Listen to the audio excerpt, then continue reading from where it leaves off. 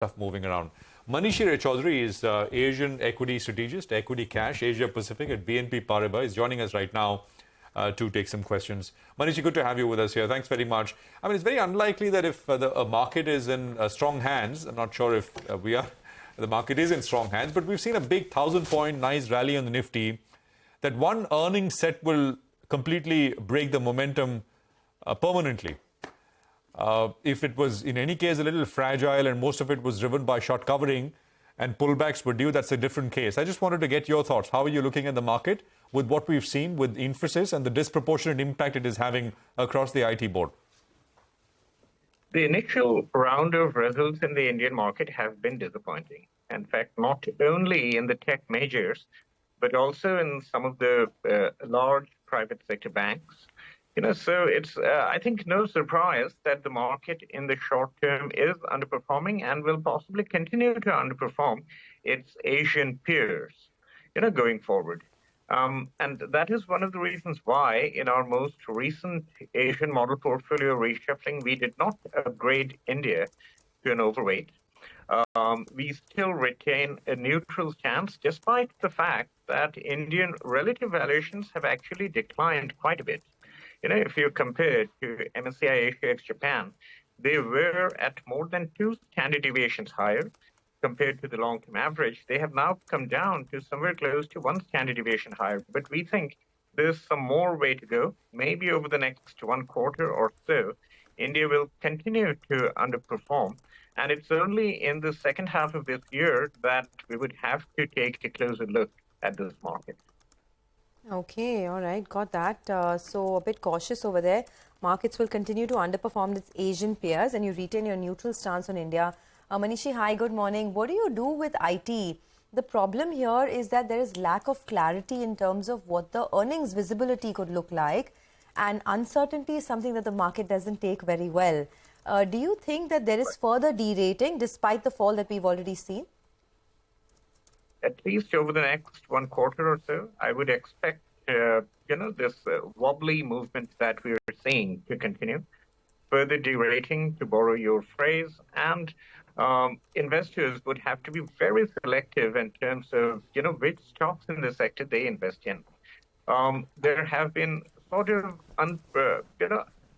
what should I say? What's the right word here? Unprecedented or, unexpected ramp downs by clients, as we have seen in some of the IT biggies results. And, and that's not really good news as far as visibility about earnings are concerned. It's only over the next 1 or 2 quarters when we get to hear more about the deal wins of the IT companies that we would have some more certainty. But in the near term, if someone has a short-term horizon, short-term outlook on the Indian market, it's possibly better to stay underweight on the sector. All right, better to stay underweight on IT. But with a short-term view, you said, right? What does a longer-term investor do? Because, some of these IT stocks are not only widely held in funds and in portfolios, but they're retail investor favorites as well. And a lot of them have been keeping the faith up until now. Is it time to churn out even for longer-term investors? What's the approach? If one has a 2 to 3 year time frame, then we do like the IT companies for a couple of reasons. Despite the concern about recession in the United States, we are seeing relatively strong deal wins from the IT companies pretty much across the sectors, BFSI, retailing, other engineering.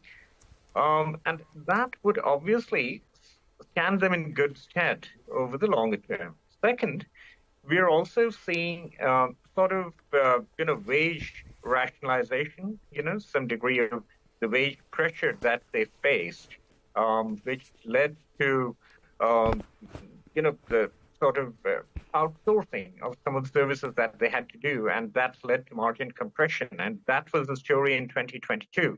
I think those wage pressures are likely to subside going forward.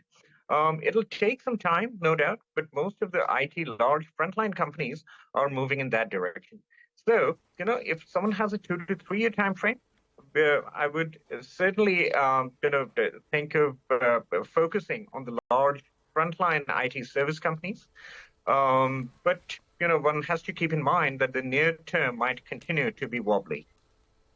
All right. Hi, Manishi. Good morning. Manishi, what about the auto space? I recall you had lightened some positions, I think, towards the end of 2022 or the start of 2023. How are you all positioned on the auto space? And if you could further drill it down into two-wheelers or, tractor space, what do you all like still? Absolutely. And you're right in recalling that we had lightened our positions in the auto space in late 2022 on early December when we downgraded India to a neutral from an overweight stance. Autos was one of the sectors that we lightened our positions in, and we actually continue to maintain that stance. We still prefer the four-wheelers, the passenger vehicles, compared to the two-wheelers. We have no position in the two-wheelers right now. And even within the four-wheelers, we are looking at possibly the market leaders in passenger cars or SUVs, the kind of companies who have pricing power and therefore are able to maintain or enhance their margins and cater to a much larger volume of customers than their competitors would be.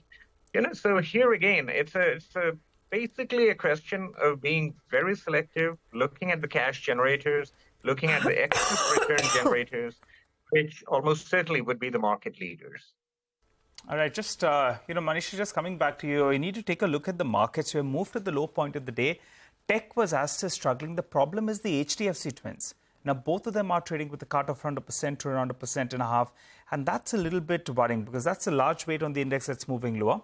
So the Nifty Bank from being higher with a gain of around 150 to 200 points odd, because HDFC Bank has done a bit of a U-turn, that's why, in fact, now we have gone ahead and we have broken that 17,700 odd mark. You'll want the 17,650 to around 17,700 level to hold out. Our technical experts as well told us earlier today. So if that breaks decisively, then you're in for a bit of a near-term pullback is the sense that we're getting. Exactly at the level Yes. which needs to be held, 17,650. This is, at least I saw that 100-point low start. There was, after 100, there was another 100 to go. I didn't think it'll come so soon. And that was what I was saying in the morning as well. But we are there. Let's see if the level is defended or not. But, the HDFC Bank is also something which is not helping. And again, a point that I was making in the morning earlier as well. IT, of course, is well understood. It would have been a big one, but HDFC Bank also no real help with what it is doing. Manishi, what else in a market like this? And any interesting kind of sort of new global views which your team is kind of putting out, which is implications, anything radically different from what is consensus? Actually, I don't think there is a consensus right now because there are many who believe that there's unlikely to be a recession. It'll all be very smooth into the end of the year. And there are those who believe that there will be. Later in the year, it's inevitable now. The damage has already been done. Your sense?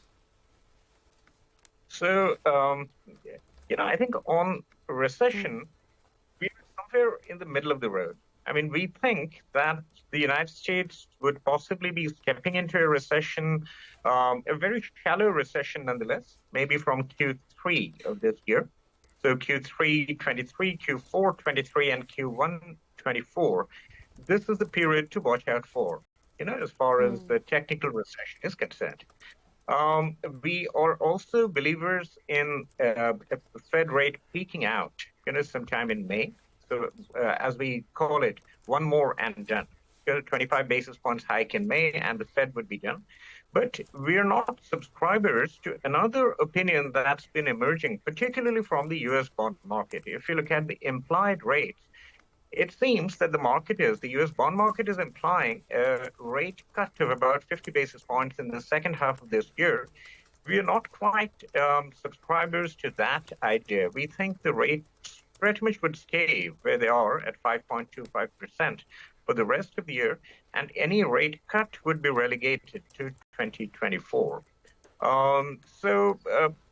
It's like these variables in terms of the non-farm payrolls or the trajectory of core inflation, core services inflation in particular, that'll have to be watched very carefully over the next 1 or 2 quarters. Okay. By the way, Infosys is falling some more now. Over 1.5 crore shares have already been traded on the downside, and that's not a good sign. So it's not only price action, but there's volume action as well on the downside. 12% lower now on Infosys, Tech Mahindra, HCL Tech, Wipro, TCS, all of them dragging the markets further. Just before we let you go, Manishi, wanted your thoughts on how you see this overall market picture shape up. I know you started by saying that you are a bit cautious on the market now, but do you think that there could be a longer time correction, or are you staring at a price correction as well, where we resume, the lows that we saw in the early part of this year? Well, a price correction seems to have commenced, with this disappointing start to the Q4 earnings season. I wouldn't be surprised if a price correction accompanies a time correction. So it's difficult to quantify exactly how much that near-term price correction might be. But over the next 1 or 2 quarters, I would expect India to experience both. Maybe a small time correction combined with a time correction, so that we come back to that old, close to about the 40% premium to the Asia ex-Japan multiples, which has been a long-term average. So I think it's basically 2 variables that we tend to watch: earnings estimates, how they pan out, and currencies. And I think on the currency front, the Asian currencies are getting a bit safer now, with Fed rates likely peaking out. But the earnings environment we will have to continue to watch that very, very keenly. Okay. Manishi, thanks a lot for stopping by and speaking to CNBC TV 18. Appreciate your thoughts. So that's a cautious view on the market.